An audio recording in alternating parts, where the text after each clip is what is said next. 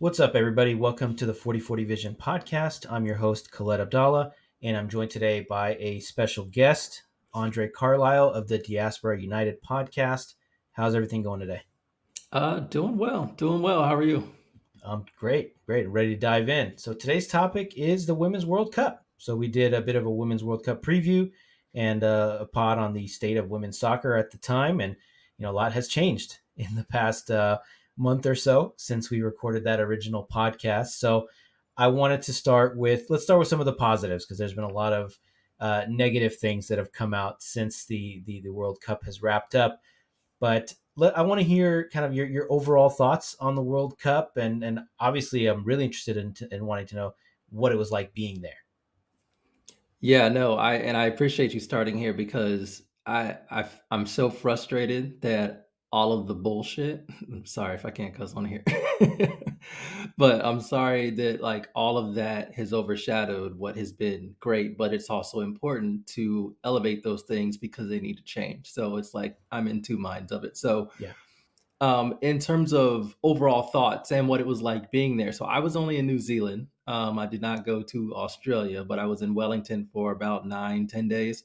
I spent a couple days in Auckland as well and saw a couple games there. New Zealand did a great job. Like everybody there was really hype about the World Cup being there, really hype about people being there for the World Cup. Just about every Uber ride I took, the drivers were telling me like they went to games themselves, they had fun, all of that. So like the vibe was cool, you could tell. And this seems like a low bar, right? But you could tell when you step in like into an airport of one of these cities that are hosting games, you could tell that like the Women's World Cup was there and is a big thing. Like it was marketed, it was Hmm. advertised. These things have not always been a given in the women's game, Yeah, even for the World sure. Cup.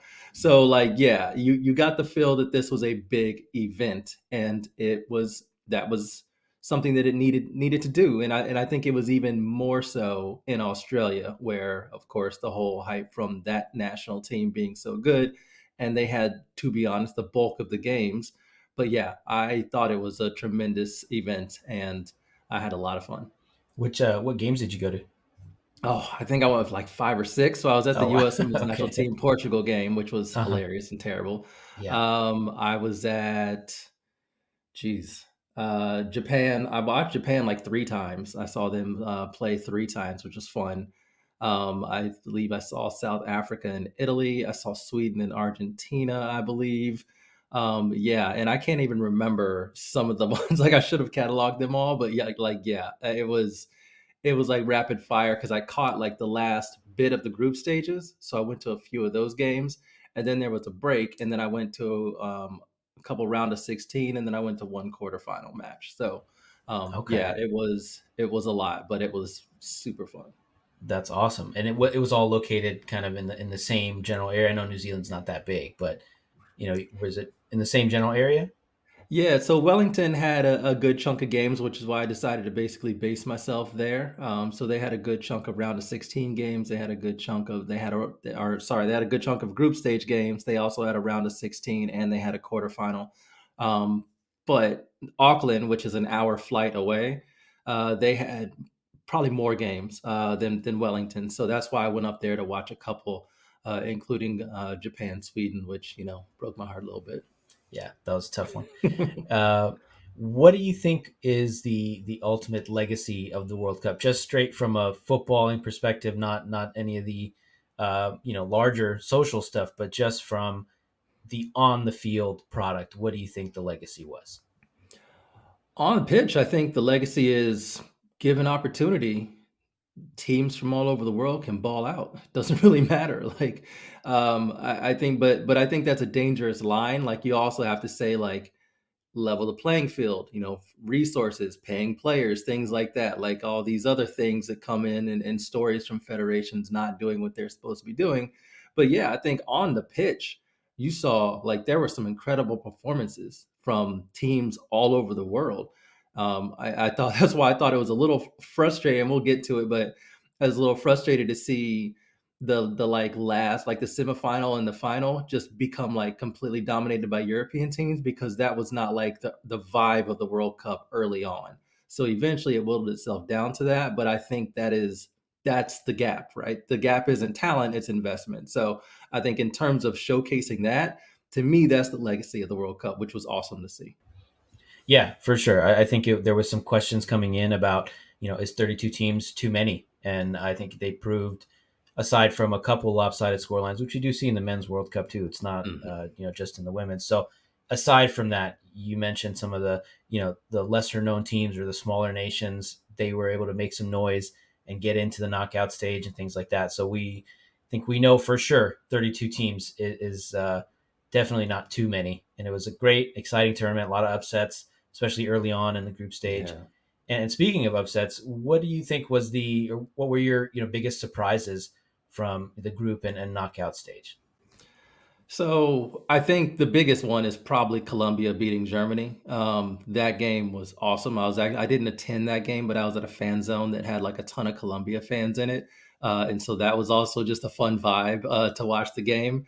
I thought that game was so instructive of like talent level and like how even it is, because if you remember that game, what Colombia scores first with that absolutely outrageous goal from Linda Caicedo, who was Yep. just outrageous, and then Alex Pop equalizes, and it's late in the match, and you're thinking, okay, that's what that's what a team's going to do. Germany with all this heritage, all these players that are well known, that's what they're going to do. So 1-1, pat Colombia on the back, hard fought. Colombia was like, nah, we want all the points, right? They went out and scored another goal after that. And it was dope. And the way they scored that goal was funny too, because they completely used their Germany's kind of very lax zonal marking scheme against them. And just like, we're like, okay, you're going to line up there. We're going to kick the ball here because nobody's here. And we're going to get a free header. And they ended up scoring it. So I thought that was awesome. There's a couple others I want to highlight, like Nigeria. I thought they had a really good World Cup. That game against England, they like bossed England. They bossed them. And then they just ran out of gas for the penalty shootout. I wish they could have gotten a goal in open play because they more than deserved one. Same as South Africa. South Africa did great against Netherlands. I think they had them really stressed out, especially the way that they play on the break. It wasn't just speed; it was like awareness, and their ability to like stretch a defense was just great to see. Stretch it not just vertically, but also widthwise as well, like pull defenders apart, which was a key of their transition play. And then you know what? I got to give a shout out to Haiti, because Haiti didn't make it out of the group. They were bottom of their group, but I think you have to dig in a little bit for context. Haiti, of course, was a team that had to qualify for the World Cup. So they were in those playoff qualifiers that happened like a month or two before the World Cup actually kicked off. They ended up getting in as one of the final teams. But listen, Haiti did not concede an open play goal until the 100th minute of the final match.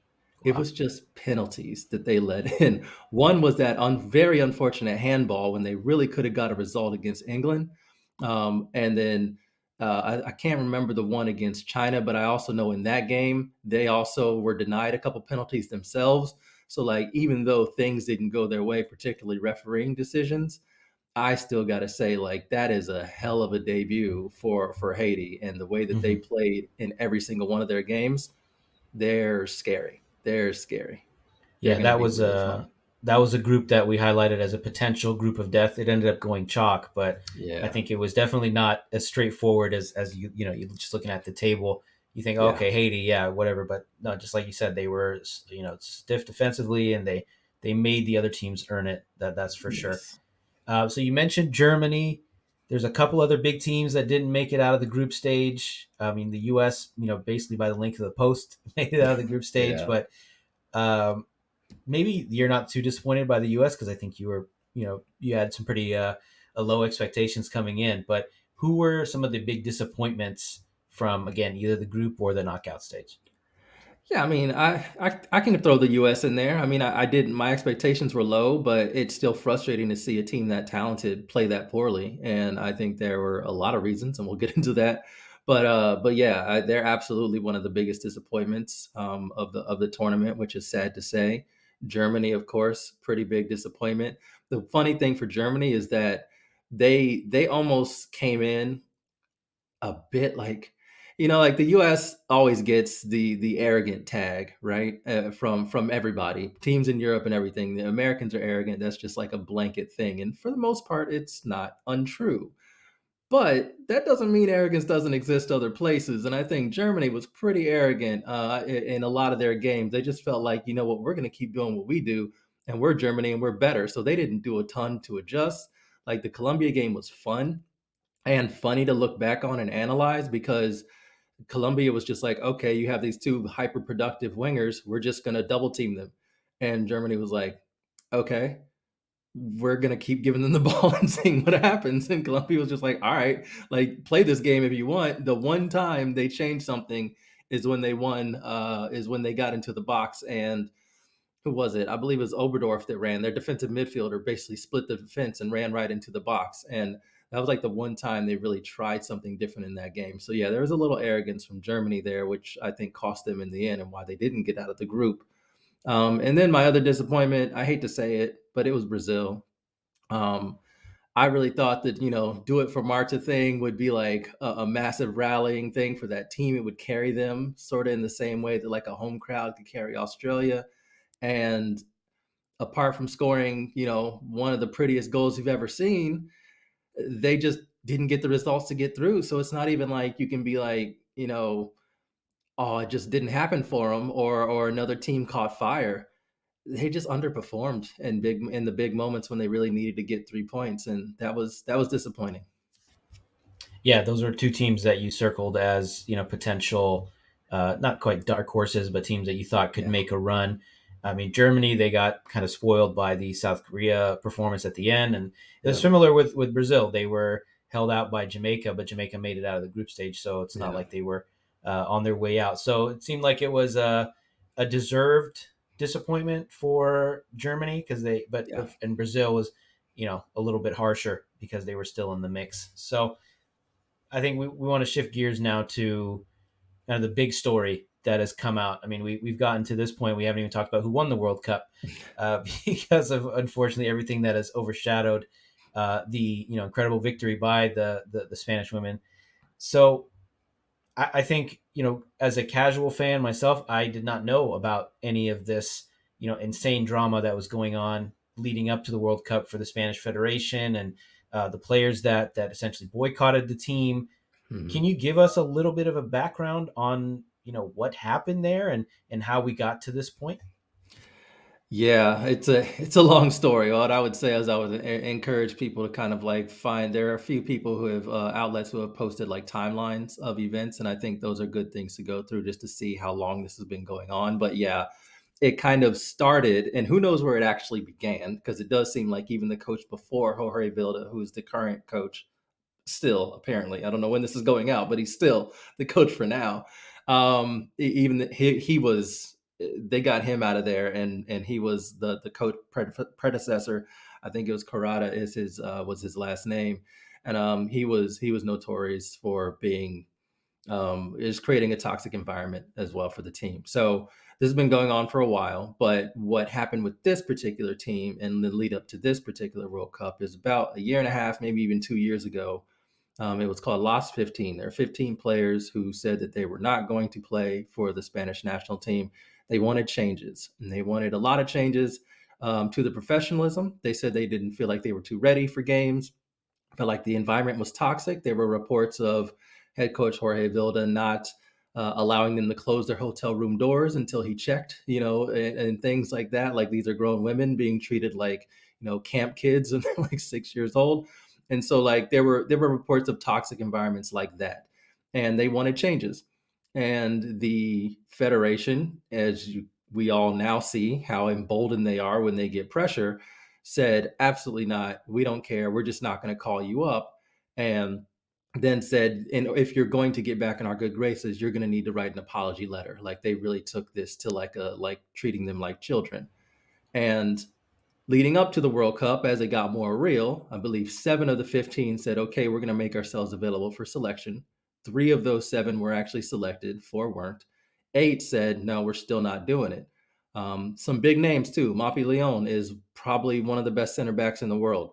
She did not go to the World Cup. Patri Guiaro is one of the best defensive midfielders in the world. She did not go to the World Cup. So there were some big misses from Spain, which shows you also how the depth of their talent. Like there's like golden generation, then there's like what's after gold, diamond, platinum. Like Platinum, yeah. there's a massive, like, there's just loads of talent in that team.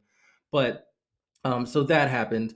And then, of course, the whole thing with Jenny Hermoso happened, where he forcibly kissed her on stage. They had a terrible reaction to that. Everybody thought Rubiales, who's the president of the federation, was going to resign. And he's just like banging the table, yelling, "I will not resign," and then getting claps from Jorge Vilda and others in the federation. So, yeah, it's just been a tremendous mess, exacerbated by the continued brazenness of the federation. Really, what they're doing right now is just kind of showing everybody the depth of the rot within the federation. So Hmm. now people know that it's not just down to one guy. One guy Yeah. may be very powerful and influential in this Rubiales dude, and he very much needs to go, but it's not getting fixed. It's not getting better with just him leaving. It's got to be more. Yeah, and as of today, it's August 28th. We're recording. Jorge Vilda is still the coach. Yeah. Rubiales is still entrenched as the president of the federation. Though he They're is apparently still suspended by FIFA for yeah, 90 days. So that did happen, which was FIFA did a thing. yeah. Imagine. And they're threatening legal action against Hermoso. They are threatening to leave UEFA.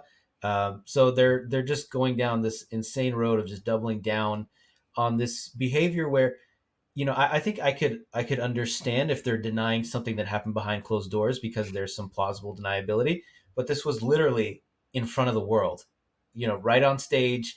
Yeah. I don't know how many millions, hundreds of millions of people watching, but it was Yeah. just very brazen and blatant. And of course, they're doubling down on it. And I think what has been kind of encouraging, I understand a lot of people have not come out against this and made their statement, but I feel like a lot of people have. And I feel like this could become kind of a watershed moment for women in sports, not just women's soccer, but just women in sports. I mean, am I overstating the potential impact of this? I don't think you're overstating it, but I think there's two ways to look at it, and I think both are valid. So the first way is that from apparel companies to federations to broadcasters, there is an underestimating of the women's football community that happens consistently. And we are seeing that that has very serious consequences. You are seeing a lot of solidarity for Jenny across the world. It's not just Europe. Of course, it's in the US. The NWSL players wrote Contigo Jenny on the wristbands. There were signs in the stands. I was at the Spirit game yesterday. There were signs in the stands, multiple signs from the supporters groups, but also to just fans who showed up with Contigo Jenny written on them, which means "I'm with you, Jenny," is what it translates to. Um, we saw in the Mexican League, Liga MX Femenil, same thing. Wristbands, banners, people saying, they're with Jenny. Um, we saw the Norway and Finland, their federations put out statements in support of Jenny Hermoso. So like we're seeing this everywhere. This is a full on thing, and I think that when you see like that's the power of women's football, and I think it's important to note. The other thing though is that look what it took, right? That's the other thing that's frustrating. Like I talked about the 15, a year and a half, 2 years ago. Had they been listened to, Jenny wouldn't have had to be assaulted in front of a global television audience for everybody to be like, oh, that federation has some problems. And then everything else they've done after that, everybody's like, oh, there's a whole lot of problems here beyond just one person, which is kind of what they've been trying to say. But when they said that, it was more, even especially treated in the Spanish media as like shocking breaking news, as opposed to actually doing the work to find out what was going on, talking to the players to figure out what has been happening. So I'm hopeful. Of course, the catalyst to all of this was them winning the World Cup. We have to Yeah. say that they won the World Cup. But there are plenty of teams embattled with their federations that did not win a World Cup. Some did not get out of the group stages. Some lost in the round of 16. Like every single round had a team, a national team that has some legitimate beef with their federation. Hmm. Sometimes it's more than beef. It's like you're mistreating us, right? So, like, there's got to be more to it than that. And I don't know what to do about the fact that this stuff only happens when they win. Like the U.S. Women's Mhm. national team only got equal pay after they won the 2019 World Cup. And now it looks like Spain's federation, hopefully the end of this is it getting cleaned up. But if it does, that will be great. But it will also only have happened because they won the World Cup. And that can't be the only catalyst to making change in these federations. Mhm. Yeah, I mean, it's almost as if, not almost as if, it is if, that these women have to work twice as hard to enact some kind of change. It's not enough just to be, mistreated or whatever. You have Yeah. to show that you're, quote unquote, worthy of the national attention or the global attention to, the cause that you're speaking out about. I mean, you mentioned some of the other teams, and we don't need to go down a long list, but what are some of the other challenges that we've seen, women's teams face in international football, whether it's funding or something far more sinister than that? But can you give us a couple examples? Yeah, a lot of it is funding related. Like Nigeria, they've had a lot of issues being paid on time for their performances, being paid at all for their performances. There was a quote from Ife Anamano, who plays for Gotham FC in the NWSL. She said they were sharing beds during the World Cup. These are grown women sharing beds during the World Cup. That's probably not great for recovery as well. Like there's just very simple things that like make sure you get enough hotel rooms for the players. Traveling to games as well, it's very important. How are you traveling? Are you taking a bus versus a team that's going to fly? Like these are big things that can affect performance overall. Some of it is also sexual misconduct. There are a couple people, or one dude in particular, I forget his name, but in Haiti, who was already banished from the federation for being accused of, or not accused, but found to have sexually abused players. And he's apparently back with a position of power within the federation, and it's just shoulder shrug because people want him back. Thinking of Canada, Canada's having their own problems. Their federation says they don't have any money. The players want to know, where is the money? We won a gold medal at the World Cup, or not the World Cup, at the Olympics, which was supposed to be the 2021 Olympics, but 2020 Olympics, but played in 2021. And then they didn't even get out of the group stage in this. So you just see like the impact. This is what I mean about winning, and how it can sometimes, not always, and shouldn't be a catalyst to change. Them winning a gold medal didn't do anything for them, and they didn't have the resources to properly train. They were missing, I don't think they even had games before the World Cup. Like they may have played like a closed door game perhaps when they were there, but they didn't have any games, and they certainly didn't have any games in Canada, which you could probably make money by scheduling a very successful, very talented team, right? So it's just stuff like that that's not happening. That's just no brainer stuff on the men's side. And Hmm. some of it's just downright gross stuff, like what I mentioned with Haiti and the abuse of players. So it's a range, and it's many teams, and it's teams and players that you think and you've heard of that are like household names if you follow the sport, but Hmm. also some that aren't, and they all need attention, and it's Yeah. tough. Yeah, and I believe I read about the Zambia head coach being accused of Yep, some that's another misconduct one. or Hmm. assault as well. So, yeah, I mean, and I think when you're talking about the knockout stages, when you're talking about late in these big tournaments, it's really these fine margins where you're talking about players not being treated correctly, players not, getting given the right resources. That's when these things matter, and that's when these things Yeah. really show up. And, I think we've seen that if you give the right funding and attention to women's sports, they'll thrive. And Yeah. it's just as simple as that. And if you choose to deny it, you can make up a billion excuses. Oh, people don't care, people don't want to watch, whatever it is. None of that matters. It's all bullshit. If you Yeah. if you give it the right attention and the funding, people will come. Yeah. So let's talk about disappointments once again. The United States women's national team coming into the World Cup, you rated your confidence in them winning the whole thing at around a 4 or 5. Sounds Mhm. like you were pretty spot on. So, what went wrong? Where did this team fall short? Everything. And I don't say that in terms of like player performances, because I think most of the players did as good a job as they could do given the situations they were put in. And but it's frustrating because it didn't have to be this way.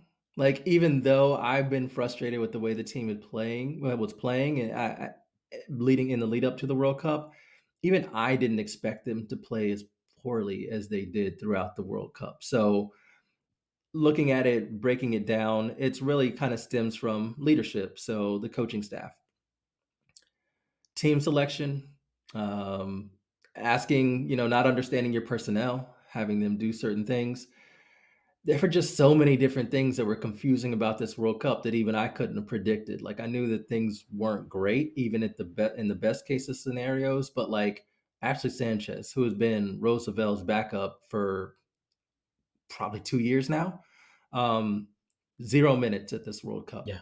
doesn't And make any she's a sense. dynamic attacking player, right? Absolutely. When you need goals, yeah, she's very good. In fact, when she came back from the World Cup, she subbed on for the Washington Spirit and scored within 40 seconds of her I subbing saw onto that. the Yeah. pitch. So like she's definitely in revenge mode, but also that's just what she does.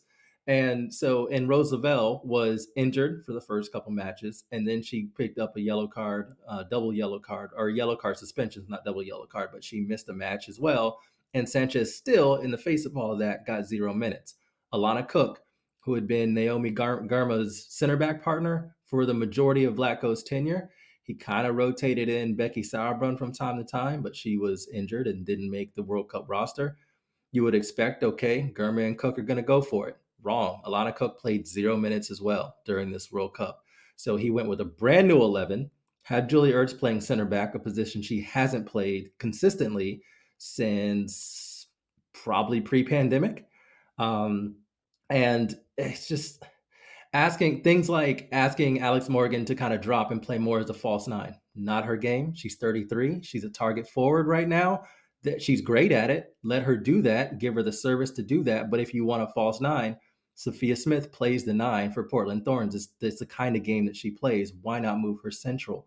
When he would do that, sometimes late in games, you would see a fluidity there, and it never stuck. It was like something that never stuck in his mind that like, oh, this actually makes things look better. To him, I guess it was just tired legs from defenders instead of actual cohesion from an attacking unit. Strange conclusion, in my opinion. Savannah DeMello, a great player. I love that she made the World Cup roster. She's deserved it. She's been playing well ever since her rookie year, which was a season ago. She was great. Picked up this season, been playing great as well. But her greatness has kind of been on display for a while, and he didn't bring her in until the send off game. And then she started 2 back-to-back World Cup games. First of all, tremendous credit to her. This is not slighting her in any way because I think she certainly deserved to be on the squad. But he missed a chance to actually integrate her into the squad. She's basically a brand new player playing in midfield, kind of an important position, right? To have no cohesion, no familiarity with the rest of the team, her teammates. So not only getting her used to the system, but getting everybody used to her. And so there are just so many ways that the team was just set up not to succeed. And it was really frustrating to watch, even more frustrating than I thought it would be. Yeah, I mean, you mentioned DeMello. She started the first 2 games, didn't play a minute after that. Alyssa Thompson did not play anything. I think she played maybe 1 or 2 minutes in one of the Yeah, she got a matches. handful of them, maybe like 11, I think, including Yeah, stoppage. But yeah.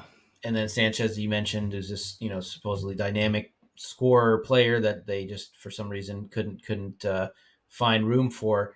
And I think you mentioned this going in as like maybe your primary concern was style not fitting personnel.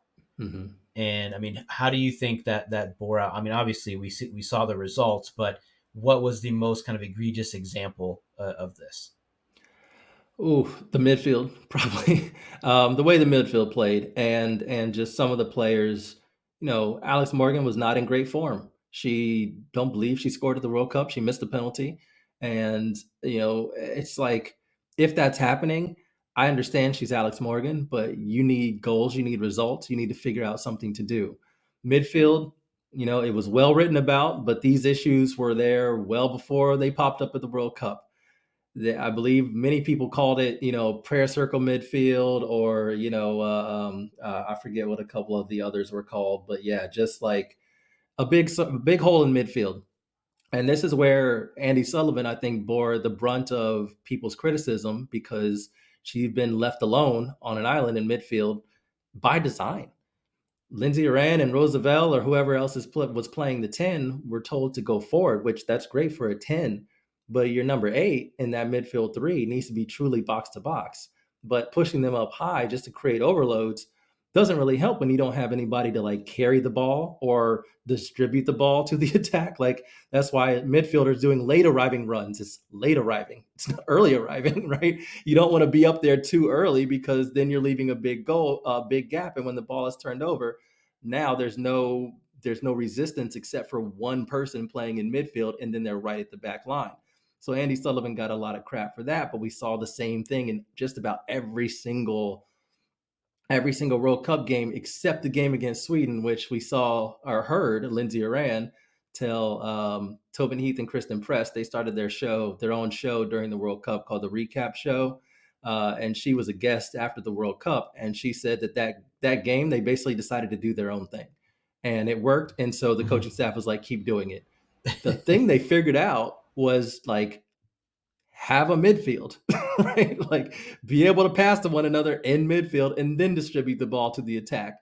So that's what they did. And that's also helped them defensively. Now you had more resistance if a team turns the ball over, or you're just closer to be able to counter press, do things like that. So it seems basic.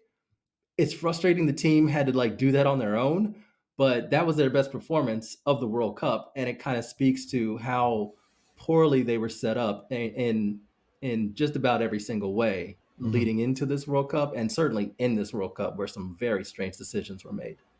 Yeah, there was a lot of second guessing, and I think it was well deserved considering the results. I mean, they seemed solid defensively. They gave up one goal in 4 games, and that was I think early in the Netherlands game.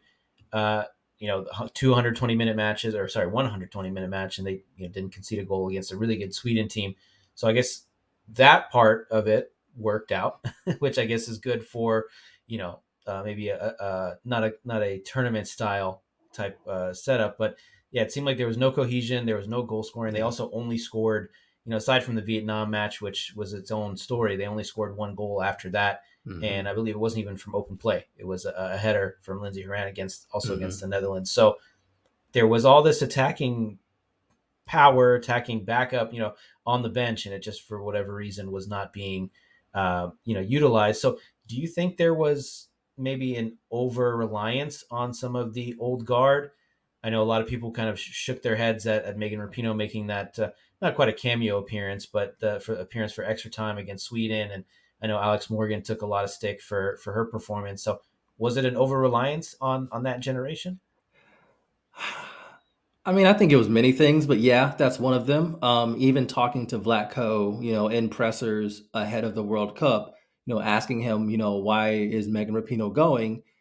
The way he would answer the question was she's important for like locker room stuff, we have a very young team. She's going to help them like figure out like what you need to do at a World Cup to play your best on game days. Like, how do you need to like treat your body? When do you need to rest? When do you need to pick things back up? Like, how do you need to do things, especially given that they were going to be so far away from any time zone that was familiar to them, right? So that's what we heard. And it was just like, okay, I could see that. All right. Like, it is quite a bit of turnover. And in fact, had there not been injuries, there probably would have been even more turnover on the squad.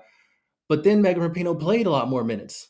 Certainly played a hell of a lot more minutes than Ashley Sanchez, right? Played a lot more minutes than Alyssa Thompson. And she wasn't really productive. And kind of the same thing with Alex Morgan, not really productive. And it was strange to see, especially from those two players. But it was also like with one of them, you told us that's not what you brought her for.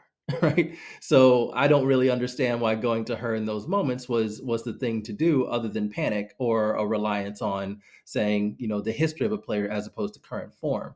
So I think there were elements of that, but more than anything, it's just like you mentioned the talent on the bench. There was also plenty of talent in every starting 11. Even though I would have made a couple changes myself to many of the starting 11s that we went out with, but there was still enough to be able to have if you had a cohesive plan and if you had a way for players to know what they were doing with one another on the pitch, this could have been a very different tournament. And I think you look at Spain and England, look at some of the ways that they played. and even Spain getting torn apart by Japan. I think this was for the U.S. a competent U.S. team with a competent coach and a decent structure. It could have been a winnable World Cup, and that's what's so frustrating. We had the Mhm. talent to win, and instead, here we are. Yeah, and I mean it's something that you pointed out in the preview pod was the gap or the battle between the two generations, and there's this big gap. There's just all these young stars that are coming up. There's the older generation. Uh, I mean, I think when it came down to it, when his back was against the wall, he just went to old reliable, and that's Megan Yeah, Rapinoe. And once upon a time, she's one of the best players, if not the best player in the world, and that's just not who she is anymore, and that's totally fine.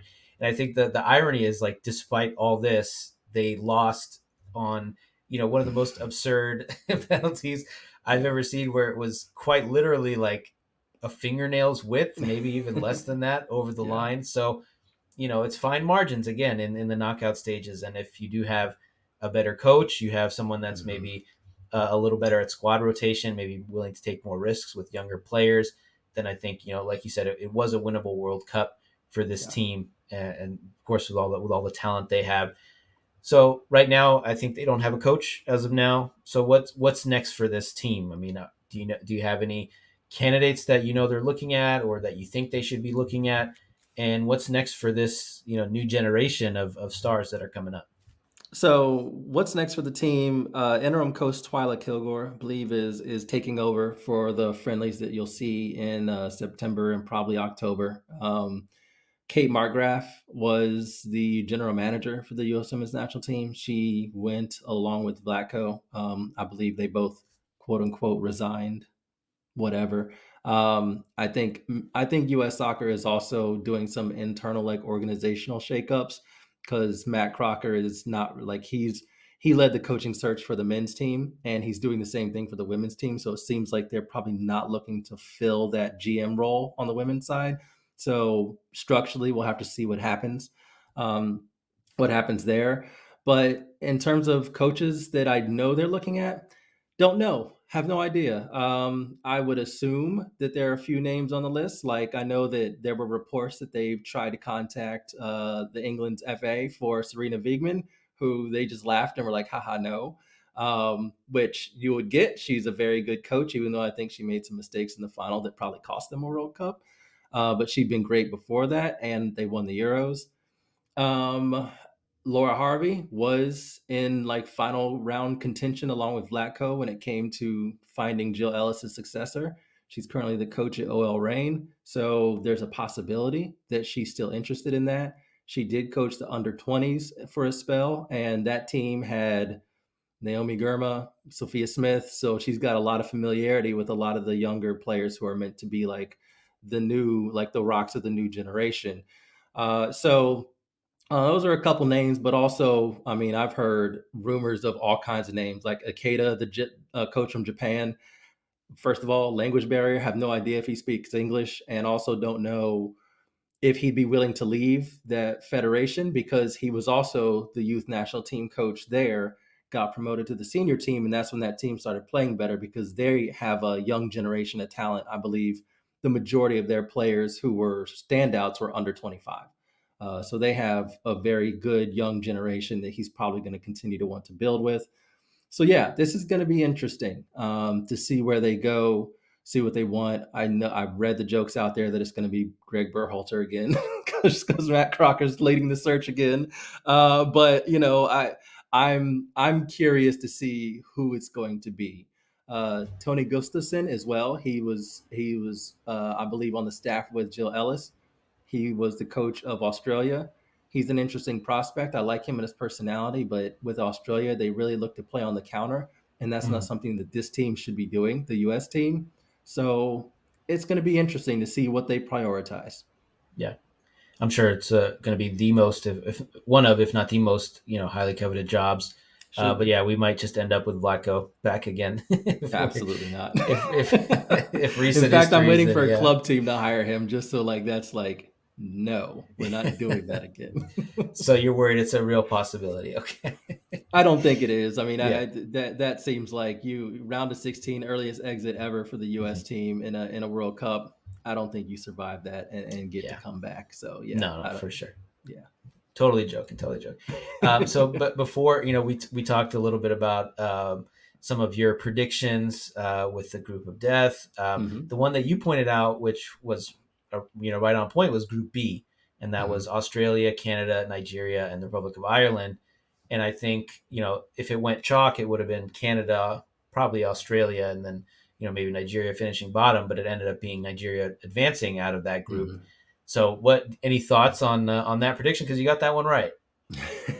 No, I mean it was just it's tough with I thinking about where Canada was at with their federation and their preparation for the World Cup.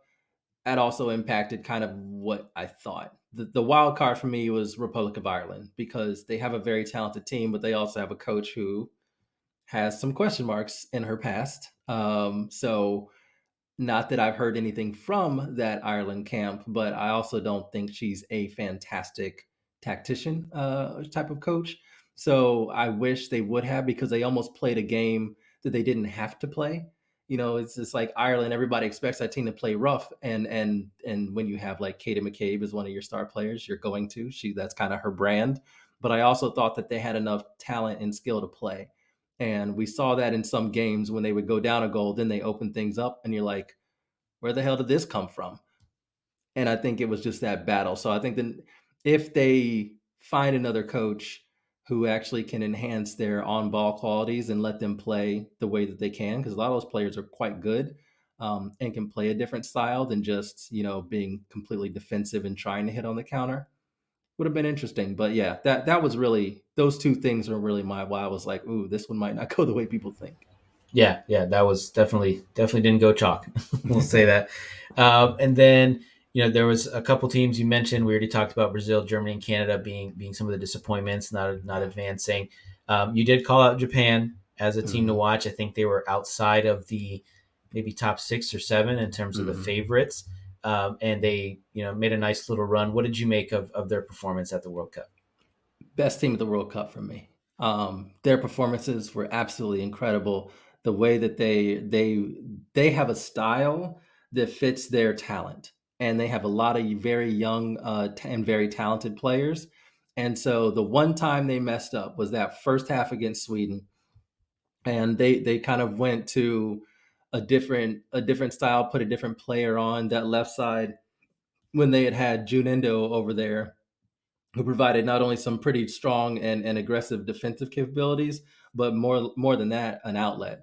And there were just a lot of times where they replaced Rahina Sagita, who is a great player. She plays for Portland Thorns. She's very, very good, but it's just different. The type of cohesion that team had and they built together, it's hard to just plug different players in. And from all accounts, Endo was healthy. He just wanted a different profile over there, and it didn't work out. So I'm frustrated about that. But yeah, ultimately, the way that they played, the way that they manipulated defenses, the way that they were able to stretch defenses both vertically and horizontally was very fun. And they would do it quickly too.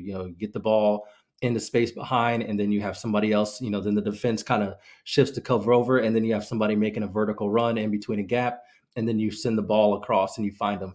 They tore Spain apart doing that multiple times, and they didn't even need to touch the ball a lot. We'll talk about that game later. But yeah, they were the most fun side to watch in the entire Mhm. World Cup. Yeah, like you said, they tore Spain up, and they played a really aesthetically pleasing brand of soccer, I think. And Yes. when you beat the champion 4-0, then you're doing something right. Yeah. So we're gonna switch gears a little bit, go into a little bit of a lightning round. So I'm gonna ask you a question. Just first thing comes to mind. What was your favorite game from the group stage? Easy. Japan, Spain. For the reasons we just talked about. 4-0, and you can look at the possession stats on that one. I think they had like maybe 4 touches in the box in the first half. And I Mm. think 2 or 3 of them were goals. Like they just completely said, okay, fine, you can do your 1,000 passes, do whatever you do, Spain. When we do take the ball off of you, we know exactly how to counter and the spaces we're going to exploit. And they pulled it off expertly. Mhm. I was at that game live. Funniest game I've ever been to. I was in the stands having like a blast. That game was Mhm. hilarious. Yeah, it was a great watch. I think for me, France, Brazil, maybe just for the Another level great one. of soccer being played, and then South Africa, Italy for the Mm, drama. yeah. Uh, Favorite game of the knockout stage? Ooh, that is a tough one. Oh, especially because so many of them didn't go the way I wanted them to go. Oh, you know what? I think it's Australia France. Just because that game was wild. That penalty kick shootout is legendary. I believe it was what 20 penalties taken between Yep, both it was teams. insane. I've never seen anything like that before. It was incredible, and the quality of many of the penalties. Like, yeah, you had a couple that were bad. Like even Sam Kerr had a pretty bad one, but she scored it, and I was scared to death. I was like, please don't miss a penalty in the Australia World Cup. Please don't do that. But like, yeah, and then there was some incredible goalkeeping as well. Thinking of Mackenzie Arnold when she saved one. Then they had the VAR review and said that she had came off her line too early. She had to go again, and she saved it again. I'm thinking of the French keeper as well, which was substituted on before, specifically for the penalty kick shootout. She was incredible throughout the entire shootout and had one of the best saves I've ever seen in a shootout, where she was like diving, reached behind her, and just like palm of stone, just smacked the ball straight down. I don't know how she had enough power in her arm after diving for the ball midair to be able to stop a shot that was struck quite with quite a bit of venom. Like that was fun. That penalty shootout was, I hate them, but that was a fun one. That may have been the game of the tournament. I mean, anytime you get the So keepers good. involved in penalties, it's always Yeah. well, like the late stage keepers. When you're talking about you've gone through the whole team. Yeah. I mean, we could talk about Alyssa Nair and her kind of legendary moment Oh, that that was unfortunately was awesome. overshadowed, but that was really cool to see that as Yeah. a keeper myself. That was awesome to watch. Yeah. Favorite goal? I know this is a tough one. There's a ton of goals Ooh. scored, but favorite goal? You can give me two if you want. Can I give you four? Please do. Sure. Linda Caicedo versus Germany. Just watch the way she sets up two German defenders. Go back and watch that goal. It's incredible. Marta Cox's for Panama. Her free kick against France, outrageous. Had to be close to 40 From yards like the out. halfway line Yeah, almost. It was just insane. absolutely Yeah. punished the ball, and it was pinpoint, top corner. It was incredible. Sam Kerr's banger versus England. The sound in the stadium from that shot hitting the back of the net, it was a banger as well. Plus, she torments Mary Earps in the league and did it again on the World Cup stage. Made me very happy as a Chelsea fan. And then Brazil versus Panama. That goal that they scored, that was like just perfect epitome of Brazilian play, Brazilian flair. I think there were two back heels in the buildup of that play. It was like Tamirez to Debinha to Adriana, back to Debinha to Ari Borges, who was already had two goals and could have just tapped it in for a hat trick. She flicked the ball backwards to Bia Zanerato for a goal. It was the best move, the best sequence of play. With all due respect to Japan, that was the best sequence of play that we saw all tournament. Yeah, that was easily the best team goal. I mean, I'm a fan of the individual goals, like the golazos that make you kind of want to like get Yeah. up and fight somebody because they were so crazy. Right. Lauren James against Denmark, that was Mm, incredible. yes. But Which Sam one? Kerr, yeah, right. The one against Denmark, that I think that was top of Yeah. the box. Yeah. Not quite upper 90, but it was just a perfectly placed shot. Hmm. And it's a shame that she didn't get to play for those two games. But Yeah. and then the Sam Kerr one, you mentioned the noise and just Hmm. the buildup, the anticipation of her making that run, and just the Yeah. moment. I think obviously they end up losing that game, and she doesn't have the best game. She probably could have had 4 goals that night, but that goal was just incredible. It's everything like encapsulated about her and the Yeah. desire and the skill and everything that she has. Just an incredible moment. Favorite player to watch or players? You can give me 4 again All if you right, want. good. It's really hard to answer these with just one player. Okay, so Myra Ramirez, striker for Colombia. She was left on an island a lot, intentionally by some of their game planning, but like she was so good, so good. She was so difficult to mark. She stressed the hell out of Germany's center backs, which was funny. But she's strong. She's quick, with acceleration. Very good with the ball too. Both feet, just be able to evade defenders coming towards her. So it's just kind of like, in terms of liking to watch her, like having a good time. It was just like she she could like toy with defenders, and that's what made it fun. Like they're panicking because she has the ball in a dangerous position. They want to win it back, and she's strong enough and skilled enough with her feet to just kind of like one rondo, just keep the ball away from them, which is just very fun to watch. Um, and she has a powerful shot. I'm mad she didn't score a goal because she had like a foot cannon. If one of those would have hit the back of the net, it might have been a goal tournament just because of the velocity. Um, June Endo, mentioned her with Japan, exceptional player. Super tricky on the ball, super silky. Had one of the assists, I think the assist of the tournament. It was just that left footer that curled around multiple defenders and right into the path of, I believe it was Miyazawa, who ended up winning the Golden Boot. Outstanding on that left side. Such a good player. Timbi Katlana for South Africa, just a terror, just an absolute terror in transition, and then also just being able to like press hard as well. But every time she got the ball, like especially thinking of that Netherlands game, they were terrified. And honestly, South Africa could have scored many goals, a couple of goals from some of the positions that she put them in. She's very good. And my last one, I'm going to go with Teresa Abelera, who was the defensive midfielder for Spain. Outrageous. She had an outrageous tournament. I mean, just composed, controlled the middle of the pitch. I mean, every single, like all of her stats just jump off the page. Like she was definitely like player of the tournament caliber Mhm. from that position too. That's hard to do, but she Yeah, was excellent in this World of course. Cup. I'm gonna pick one. Is Selma? I believe it's Oh, Paralelo. Parallelo, yes, that's a good Yeah, one. I mean, she's a great story. Came from used to be Yeah. a track and field star. Now Mm-hmm. she went from kind of an impact sub, scored some game winning goals, and then obviously she started in the final, I believe. So she was just a delight to watch. I think she's only what 19, 20 years old. Yep, only So 19, and this was, I think, her third World Cup because she played in the under 20s and under 17s as well, yeah, and I scored in think. those two. Well, it's funny you mentioned that because the breakout star for me, I don't Ooh, want to steal the thunder, was no, Caicedo, and she had the yes. same kind of Mhm. story where I think she's only 17, which is insane to think about. But who's your breakout star again, or stars of the tournament? Yeah, so Caicedo jumped on people's radar, especially like club level a little while. That's why she's at Real Madrid right now. So like they absolutely were like, okay, so yeah, she's 18 right now, but still, that's a great one. She's incredible. Esme Brooks, the she kind of was playing wing back for Netherlands. Outrageous. I She don't had know like if that's three bangers from yeah. Yeah, she had a carbon yeah, copy one too where she was like, that felt real good. I'm gonna do it again. But yeah, like she was so good at that wing back role. So I think that just lets you know if you need her to play as like a kind of up and down the flank winger, she can do that. If you're gonna have her play as a wing back, you can. Might be a terrible job to have her just as a waste, just to have her as a pure fullback, unless you're really gonna dominate possession. But yeah, she already signed to Barcelona, so we'll see where they put her. But yeah, she was quite good. Um, Hinata Miyazawa, I think the Golden Boot winner, her runs from midfield were great, or just like through the central defense. It's funny because if you look at her shot map, basically every single goal that she scored was right around the penalty area.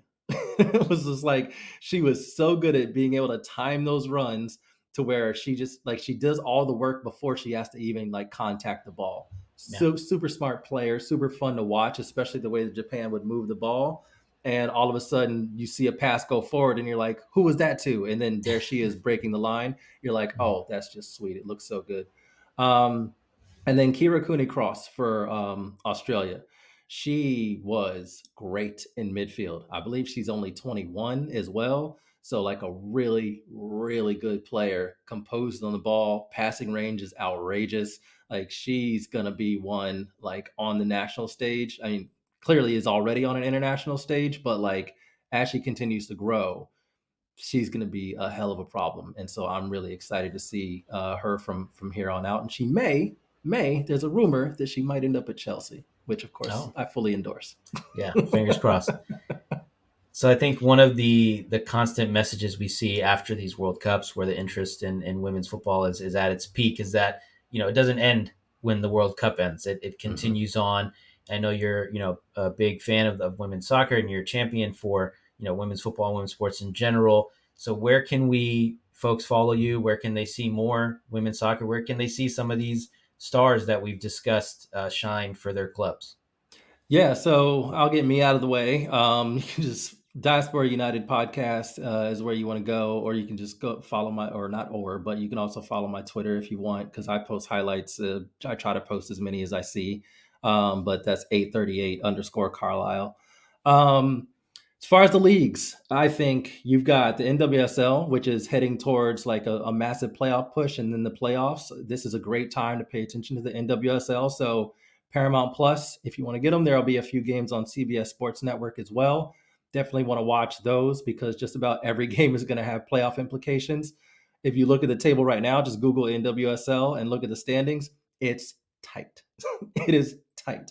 Even though 6 teams in a 12-team league make the playoffs, it's tight and it's going to be fun. I think you'll see a lot of the leagues in Europe start to kick off as well. They're on a little bit of a break because of the World Cup, but the WSL league, that's the English league, absolutely. If you want to see Sam Kerr play for Chelsea. She plays for Chelsea. I think a lot of the players as well that you saw on the, so does Lauren James. She plays for Chelsea as well.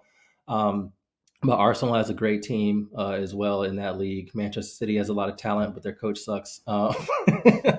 I also think like looking at the trying to like the Women's Champions League when that comes back around, absolutely, that's the one definitely one to pay attention to. Man, Liga F, which is in Spain, D1 Arkema, which is the France league. Pay attention to all of these. I think ATA football is a good place to go to start to watch some of these games. And then Liga MX Femenil. They're in season right now. Believe they just started their season. They're probably a handful of games in. But Marta Cox, we talked about her free kick banger. She went back to the league in Mexico, and about a day or two after doing that, did the same thing. Scored another one, banger. So like, yeah, there's plenty of players to watch in Liga MX Femenil, and also that Mexico team when they get it together and find the right Mhm. coach and system, they're going to be a problem. There's a ton of talent in Mexico, and a lot of it plays in that league. So yeah, there's plenty of Awesome. reason to check that league out.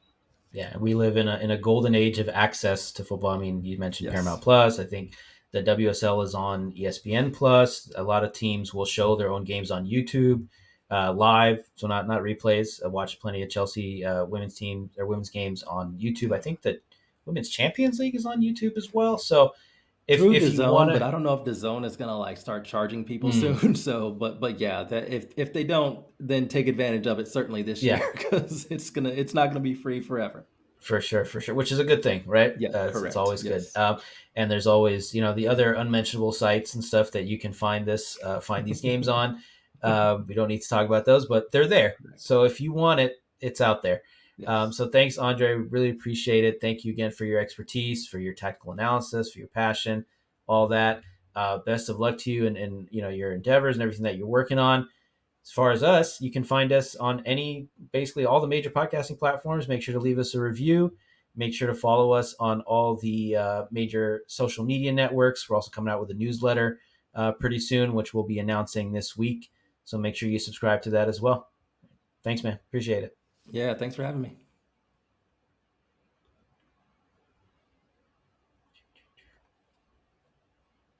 Still recording for some.